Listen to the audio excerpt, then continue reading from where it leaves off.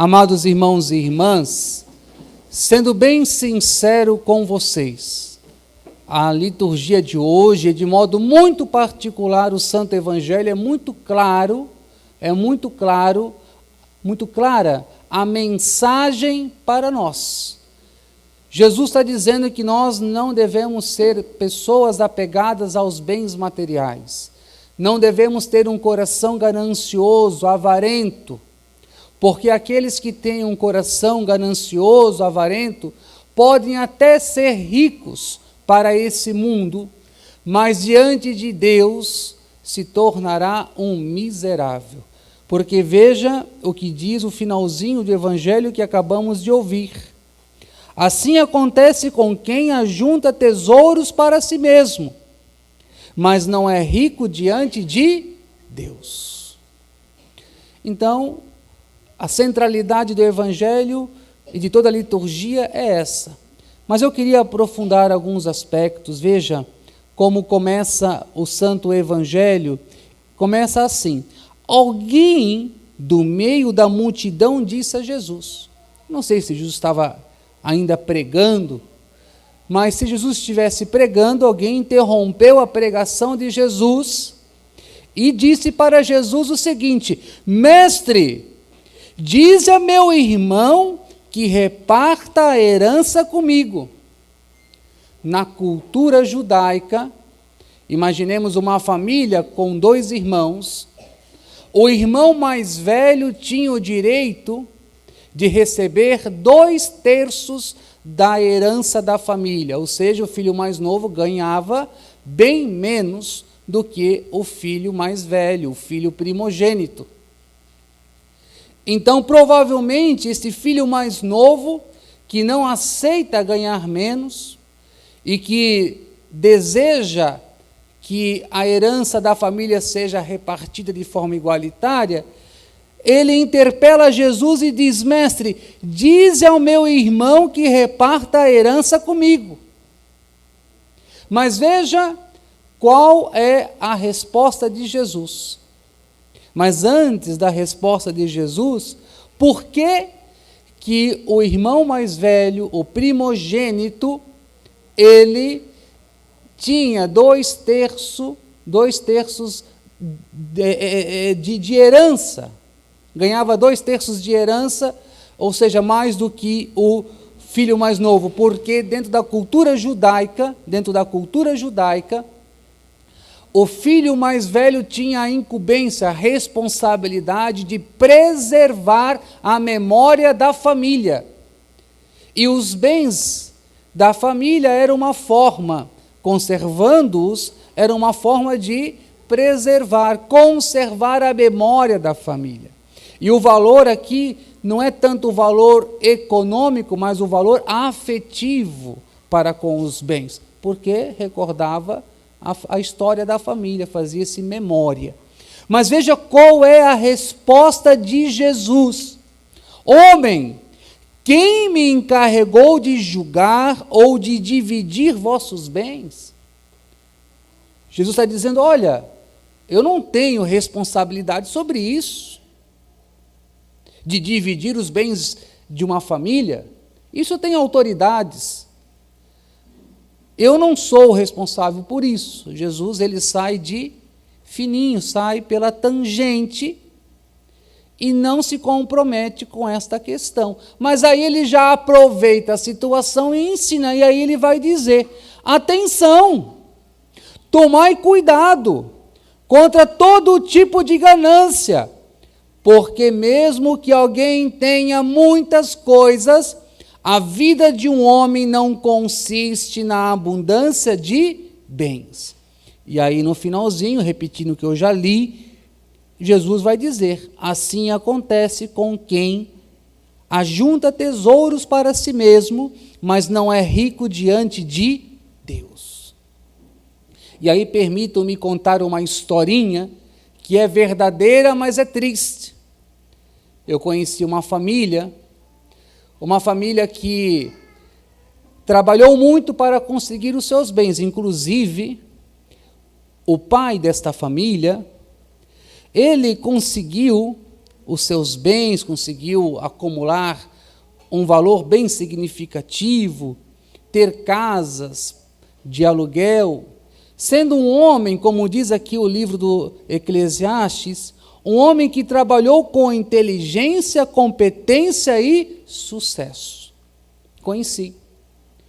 Só que, ao longo da vida, este homem só trabalhou para adquirir mais dinheiro, adquirir mais imóveis.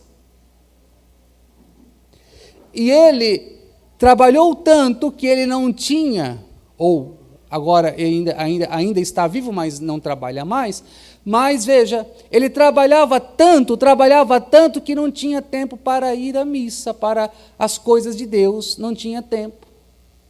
Ele só vai à igreja quando tem um batizado, um casamento, alguém da família que falece, primeira Eucaristia, coisas desse tipo. Essas datas. Então ele trabalhou muito para adquirir.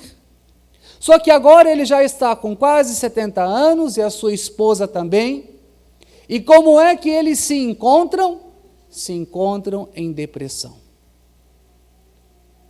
Eles nunca pegaram o dinheiro deles e fizeram uma viagem para longe. Foram para a Aparecida, para o Pai Eterno. Fizeram uma peregrinação para a Terra Santa, para os santuários marianos. Não. Sempre guardando, trabalhando. E ele é tão mão fechada que mesmo chovendo, mesmo frio, ele não tirava o seu carro da garagem para não gastar gasolina. Não, imagina, e depois ia sujar os pneus.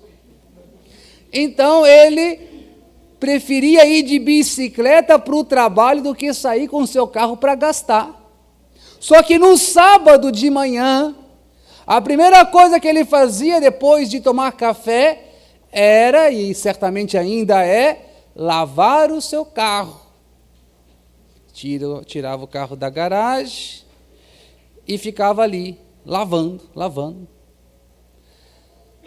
Cuidava mais ou cuida mais do carro do que da esposa. A propósito, tem maridos que cuidam mais do carro, da moto, do que da esposa. Infelizmente, essa é uma verdade, não é? E ele ficava lá, ele lavava o pneu, passava aqueles líquidos lá, aqueles produtos que deixam o pneuzinho brilhando, pretinho, painel pretinho, mas tudo nos trinques. Daí ele bota o carro ainda na garagem e ainda botava a lona por cima. O carro na garagem, não vai chover no carro, mas não queria que entrasse pó, que o carro não ganhasse pó. Então ele trabalhou tanto para adquirir, e hoje ele e a sua esposa estão em depressão. Ela sempre teve mania de limpeza, então quando você chegava na casa dela, quando nós chegávamos na casa dessa família,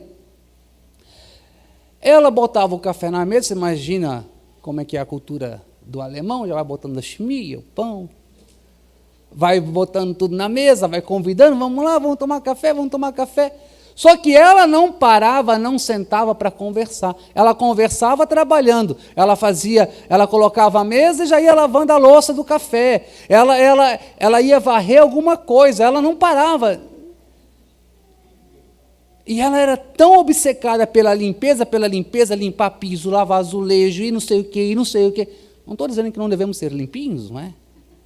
Mas estou dizendo que ela tinha essa obsessão. E porque ela usou tanto água sanitária que ela teve problemas, e tem problemas seríssimos na pele por causa da água sanitária. Então hoje, todo o dinheiro que eles guardaram ao longo da vida é para remédios, médicos e hospitais. Veja que beleza. No máximo, durante o ano, eles saíam de balneário, e ainda fazem isso, uma ou duas no máximo, vão até Pouso Redondo, passam lá na casa das irmãs, os parentes da minha tia, e aí eu já agora entreguei. Porque eu estava gravando e não queria dizer.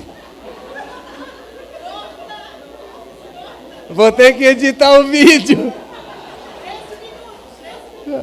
13 minutos? Então tá bom. Vai passar lá em Pouso Redondo, depois vai passar em Tuporanga e vai descer. Não é? Vai descer. É triste quando a gente quer ser discreto. É um problema. Mas esse é o fato. E um dos filhos só enche o caneco. O outro também está meio depressivo, nunca acerta nenhum relacionamento. Eles têm dinheiro, mas aí eu lhes pergunto, estão felizes? O que adiantou essa ganância toda? Esses dias, eu fui chamado para dar a unção dos enfermos num senhor de 90 e poucos anos. Esse não é parente. Vamos explicar. Depois a gente põe um rodapé, uma citação de rodapé. Uma citação no rodapé. E aí veja, eu nem sou dessa paróquia, porque o local onde morava, porque já faleceu esse idoso, é nas proximidades, nas mediações do Hospital Marieta, então lá pertence à paróquia do Santíssimo Sacramento. Mas me chamaram, disseram que me conheciam, etc., e me chamaram para ir lá. Quando eu chego lá, um apartamento gigante, só a sala é esse corredor aqui, praticamente, não estou exagerando, e tinha lá a fisioterapeuta, a fonoaudióloga, a nutricionista, a cuidadora, uma equipe interdisciplinar top. Cheguei diante daquele senhor, numa poltrona, nada contra. A poltrona faz massagem. Oxalá que todos os idosos pudessem ter essa qualidade de vida, não é? E é bom dizer que Jesus não é contra você ter. Jesus está nos ensinando que nós não devemos ser apegados a essas coisas. E aí, falei, vamos então fazer a celebração da unção dos enfermos? Vamos fazer. E dentre as várias pessoas tinha um homem de uns 50 e poucos anos, que é o filho. Ele sabia que eu era padre, porque eu estava de clergyman, ele passou, nem me cumprimentou direito, e foi lá para a varanda, lá para a sacada. E ele lá, fumando. E o pior ainda é que a fumaça vinha para dentro, né? E ainda a gente que não fuma ficava lá quase sem ar de tanta fumaça que ele jogava para dentro. Mas enfim, o fato é que ele estava lá. Nem aí para o pai dele sentado ali. Nem aí. Nem para ele disfarçar que acreditava em Deus, ele não disfarçou, ficou lá. Depois que acabou a celebração, ele passou. A senhora, a esposa, muito constrangida com a situação, com a conduta do filho, ela bem baixinha, ela com uma voz bem baixinha, disse assim para mim, padre, não liga não para o meu filho. Ele só está esperando o pai e eu morrer para ele ganhar a herança. O pai deu tudo para ele, abriu não sei quantos negócios, mas ele nunca prosperou porque ele sempre ganhou as coisas de mão beijada. O pai veio pequeno para Itajaí, um homem que trabalhou com inteligência, competência e teve sucesso e se enriqueceu. Um homem dono de prédios, um homem dono de não sei quantas coisas, um apartamento poderoso. Ela mesma disse para mim que viajou não sei para quantos países, conhecia a Europa toda. E ela falou muito bem do marido, diga-se de passagem, mas o filho, só ali esperando o pai e a mãe morrer para pegar o dinheiro. Então, de novo, eu vos pergunto, o que adiantou ter todo esse dinheiro? E olha o que diz o livro do Eclesiastes. Um homem que trabalhou com inteligência, competência e sucesso, vê-se obrigado a deixar tudo em herança a outro que em nada colaborou. O filho nada colaborou. E aí deixa eu lhes dizer uma coisa. Eu não sei se você já viu essa história, mas eu já acompanhei algumas. Nesses 5 anos e meio de padre, eu vi inúmeras vezes as famílias se matando por causa de herança, por causa de ganância. Irmãos que não se falam mais por causa de um pedaço de terra. E não tem como eles se perdoarem, porque não se perdoam. Pode vir o Papa conversar com aqueles dois que eles não vão se perdoar. E sabe o que acontece nessas histórias assim de herança? Acontece o seguinte: enquanto o pai ou a mãe estão vivos, aí tem lá os filhos, aí eles não querem cuidar do pai e da mãe. Aí eles elegem uma pessoa da família, um dos filhos, para cuidar do pai ou da mãe. Geralmente é o mais pobre, o que não tem casa. Geralmente também é uma mulher.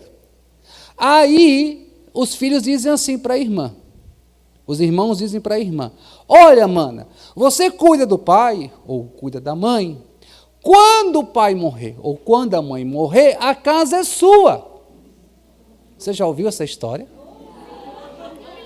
Só que quando o pai morre, quando a mãe morre... Eita!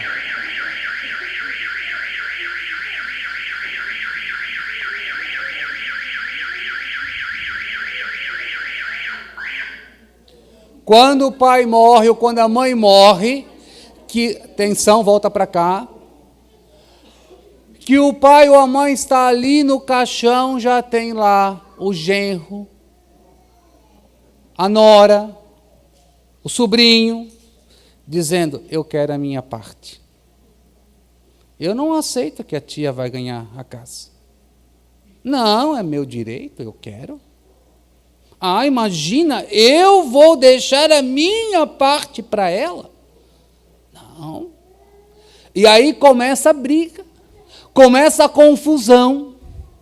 Imagina como é que é o grupo de WhatsApp dessa família brigando por herança. Você imagina as barbaridades que se fala dentro desse grupo.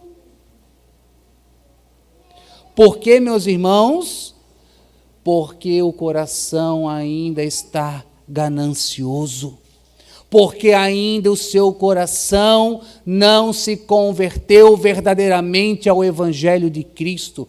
Porque ainda o seu coração não anseia pelas coisas do alto, pelas coisas do céu, pelas coisas celestes. Ainda está com o coração preso às coisas deste mundo, as coisas deste mundo que a ferrugem corrói, as traças comem. Eles estão ainda com o coração preso, não estão ainda com o coração aberto para acolher as coisas do alto, as coisas do céu. Ainda são homens e mulheres velhos, não se tornaram ainda homens e mulheres novos em Cristo Jesus. Com isso eu não quero dizer que não devemos buscar os nossos direitos, que às vezes, claro, tem que buscar, mas eu quero dizer que muitas vezes essas brigas, essas situações todas, é fruto de um coração que ainda não se converteu verdadeiramente ao Evangelho de Cristo. E Jesus nos alerta dessa situação. Jesus nos chama a atenção para que o nosso coração não se prenda aos bens materiais neste mundo, porque quando eu passar pela porta da morte, nada eu levarei. Nada eu levarei, só o que o meu coração conseguir carregar. Você vai fazer uma viagem, vai pegar um avião. Quando você passa pelo check-in, você está com as suas bagagens de mão, sua mochila, sua maleta, você deixa na esteirinha e você vai passar por um detector de metal. Se você tiver com relógio, já apita e diz lá a pessoa, pode tirar o relógio, meu senhor. Você tem alguma chave, alguma moeda, tira todos os metais, o cinto você tem que tirar. Então você deixa tudo lá. Não passa nada, nenhuma moedinha. Quando você morre, que você passa pela porta da morte, nada você carrega. É só a sua alma, a sua vida. Toda a fortuna, todo o dinheiro, todos os bens ficam para o lado de fora, fica neste mundo, e você passa pela porta da morte e vai para a eternidade. Esses dias, é verdade que eu vou falar, foram sepultar o velho, e o velho estava com Rolex no pulso. Já estava a família olhando como vão enterrar ele com esse Rolex. Já estavam arquitetando como iriam conseguir pegar esse Rolex depois que ele fosse sepultado. Você vê a ganância. Eu vi isso essa semana, eu fiquei abismado. Certamente eles vão pagar para o coveiro abrir o caixão para pegar o Rolex do velho. Imagina um relógio de mais de 5 mil reais. Ou o coveiro vai se beneficiar. Mas o fato é que na hora do velório eles não estavam preocupados com o velho que estava morto ali. Eles estavam preocupados com o relógio que ele tinha no pulso. Só que quando ele morreu, ele não conseguiu passar pela porta da morte e levar o relógio junto. Ficou, apitou, pi, pode ficar. Metal fica. Porque caixão não tem gaveta. Então veja o ensinamento de Jesus, concluindo. Eu estava ouvindo hoje a homilia não, perdão. Ouvindo a dona Onélia falar algo semelhante sobre o que eu estou pregando aqui. De nós sermos desapegados das coisas do mundo. E do que de fato importa é aquilo que está dentro de nós, não fora de nós. Então veja, meu irmão, minha irmã, que o nosso coração possa se abrir verdadeiramente para as coisas do alto, para as coisas do céu. Aqui nós só somos peregrinos, nós só estamos de passagem. O nosso lugar é o céu. Conhecendo o Alejandro, e quando cheguei aqui, ele estava pregando sobre santidade. Santidade. Então nós somos feitos para ser santos e para ganhar o céu. Para ganhar um céu, para que um dia nós também estejamos com a dona Onélia lá. Festejando, glorificando a Deus que nos ama imensamente e infinitamente. Louvado seja nosso Senhor Jesus Cristo.